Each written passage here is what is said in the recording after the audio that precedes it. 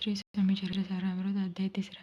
श्री गणेशाय नमः। धन्य धन्य ते ज्योती स्वामी ज्यांची भक्ती त्यांचे नाही पुनरावृत्ती पदभवती कैवल्य निरीकार स्वामी मूर्ती लोकांतकार दैती काही वर्ष करुणे व्यवस्थे भाडे सोडले मोहळा माझे वास्तव्य करता पटोळे झाले वगैरे ज्यांचे साकल्य वृत्त अल्पमती केवी सोयी घेवी टोळ जाती अक्कल कोटाचे वर्ध मार्गावरून टोळांचे मागे परतणे भाग पडे टोळ गेल परतून स्वामी चालले उठवणी बहुत वर्जले सेवकांनी परिणास मानिले तिथून या निघाले अक्कलकोटा प्रती आले ग्रामद्वारे बैसले राजश्वरी तेथे एक अविंद होता तो करीत यांचे थट्टा परी काही चमत्कार पाहता महासिद्ध समजला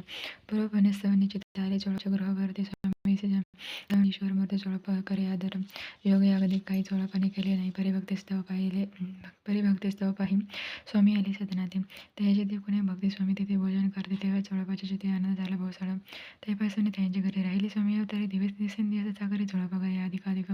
तेव्हा राजपदाधिकारी महाराज दक्ष सोने कारभारी परबंधानी असते जे चोळपाच्या गृहावरील प्रतीक आले गुणी घेते लोकांच्या मत ती गावात माता बसरले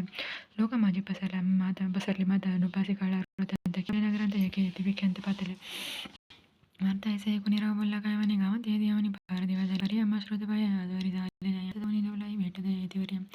बरे ते केवळ अंतर्ज्ञानी सेवर ते गेले का नाही हे सत्य तरी येऊन हाताने दर्शन राहू निघाले दोचे येते मरते पुढे ठेली साखर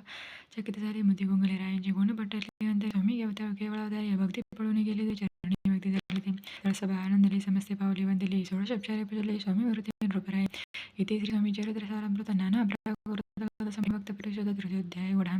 श्री स्वामी राजार्पणम श्री स्वामी चरित्र सारामृत अक्कलकोट नगर प्रवेश तृतीयोध्याय